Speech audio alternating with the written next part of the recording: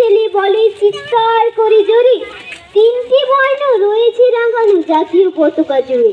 শ্রেণীর পিছনে বেঞ্চের কোণে শিশু ছিল এক বসে, পতাকার মাঝে 5 রং আছে বলল সে মৃদু বাসে। কথা তার শুনে বাকি শিশুগণে হেসে খায় লুটোপুটি। শিক্ষক রেগে বললেন লিখে বোঝাও কি করে 5টি। মাথা নিচু করে ভয়ার্ত স্বরে সরল শিশুটি বলল তখন, ওপরে গেরুয়া মাঝখানে সাদা সবুজ আছে তার তলে আর আছে আঁকা গোলাকার চাকা নীল রং আছে এতে। শিক্ষক বললেন এটিকে ধরলে তবু হচ্ছে 4।